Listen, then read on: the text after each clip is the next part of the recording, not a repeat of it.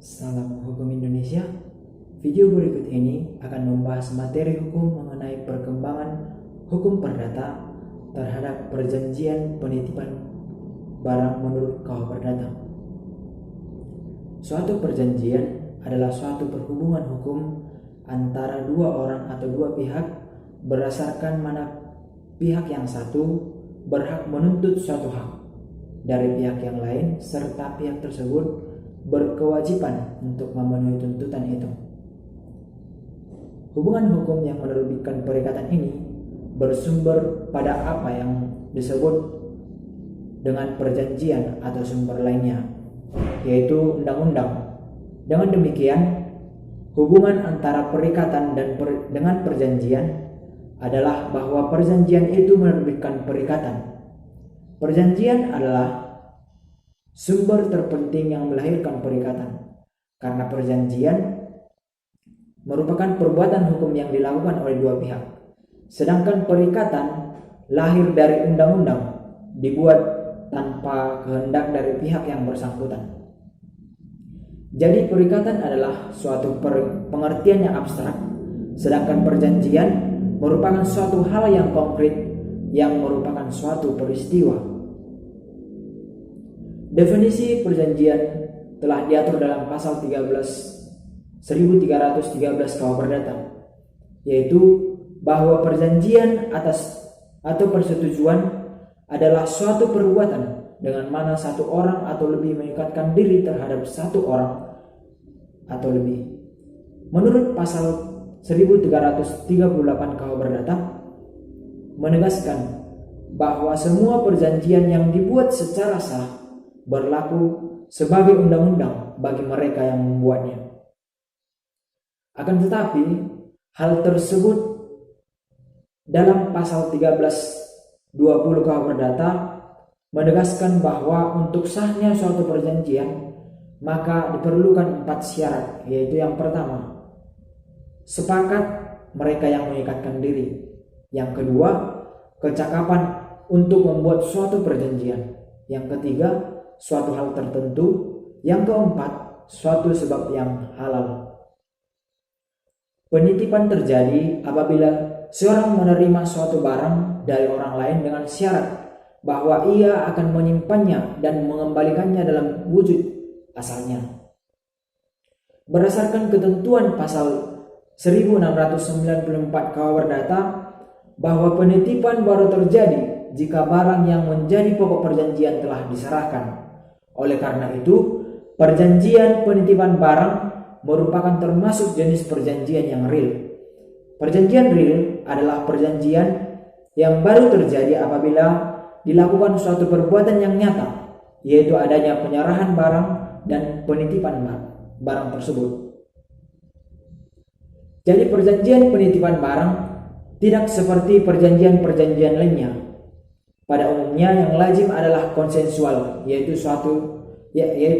sudah dilahirkan pada saat tercapainya kata sepakat tentang hal-hal yang pokok dari perjanjian tersebut. Dalam praktek pelaksana perjanjian penitipan barang akan terjadi suatu kondisi di mana salah satu pihak melakukan manifestasi atau tidak memenuhi kewajibannya. Dalam hukum perdata dikenal 4 macam manifestasi. Yang pertama, tidak melakukan apa yang disanggupi yang akan dilakukan.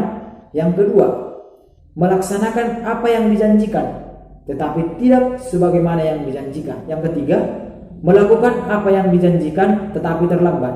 Yang keempat, melakukan sesuatu yang menurut perjanjian tidak boleh dilaksanakan.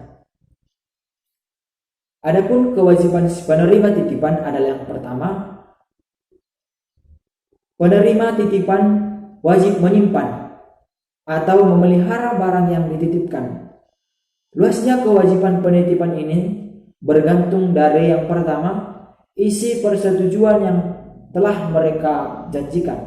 Yang kedua, maksud dan sifat kontrak itu sendiri. Kewajiban pemeliharaan barang titipan terhitung sejak adanya penetapan kontrak dan penyerahan barang. Dan dalam melakukan pemeliharaan, dia tidak boleh berlaku pasif. Pemeliharaan barang bukan merupakan pekerjaan yang sambil lalu saja, tetapi harus dilakukan dengan pemeliharaan yang memberikan kepastian atas keselamatan barang sesuai dengan isi dan sifat persetujuan yang dibarengi dengan sikap itikat baik. Pemeliharaan atas barang titipan harus dilakukan secara lebih hati-hati jika penitipan itu sesuai dengan ketentuan pasal 1707, yaitu yang pertama, jika penitipan dilakukan atas permintaan si penerima titipan. Yang kedua, jika si penerima titipan mendapat upah. Yang ketiga, jika penitipan dibuat terutama untuk kepentingan si penerima titipan itu sendiri. Yang keempat, jika dalam persetujuan ada ditegaskan bahwa si penerima titipan bertanggung jawab atas segala kelalaian dalam pemeliharaan barang tersebut. Terkait terjadi musibah terhadap barang titipan, penerima titipan tidak bertanggung jawab atas musnahnya barang titipan. Jika hal itu terjadi oleh sebab kejadian tiba-tiba yang tak dapat dihindarkan meski ia lalai mengembalikan barang. Jika kemusnahan seperti itu akan terjadi juga di tangan pemberi titipan. Ketentuan ini diatur dalam pasal 1708 KUH Perdata. Ketentuan ini bersamaan maksudnya dengan overmatch yang dirumuskan dalam pasal 1444. Larangan untuk penerima titipan yaitu yang pertama, penerima titipan dilarang memakai atau mempergunakan barang titipan tanpa seizin pihak yang menitipkan. Yang kedua, si penerima titipan dilarang meminta pembuktian atas barang yang dititipkan. Yang ketiga, apabila orang yang menitipkan barang meninggal dunia, si penerima titipan tidak boleh mengembalikan barang kecuali kepada ahli warisnya. Adapun kewajiban dari si pemberi titipan, yang pertama, pihak yang menitipkan barang wajib membayar upah kepada pihak yang menerima titipan sepanjang mengenai upah titipan ada ditentukan dalam perjanjian. Kalau penitipan terjadi dengan cuma-cuma, tentu kewajiban ini bisa dituntut. Yang kedua, kewajiban kedua dari pihak yang menitipkan ialah membayar segala ongkos dan kerugian yang dialami si penerima titipan akibat pemeliharaan barang tersebut. Ketentuan ini diatur dalam pasal 1728 KUH Perdata. Yang ketiga, akibat dari keingkaran yang menitipkan barang membayar ganti rugi, maka si penerima titipan diberi hak retensi atau hak menahan barang sampai ganti rugi lunas dibayar. Sekestrasi yang terjadi dengan perjanjian atau persetujuan terjadi apabila barang yang disengketakan diserahkan kepada pihak ketiga oleh satu orang atau lebih secara sukarela diatur dalam pasal 1734 KUH Perdata. Si penerima titipan yang ditugaskan melaksanakan sekestrasi tidak dapat dibebaskan dari tugasnya sebelum pihak yang berkepentingan menyetujui atau apabila ada suatu alasan lain yang sah.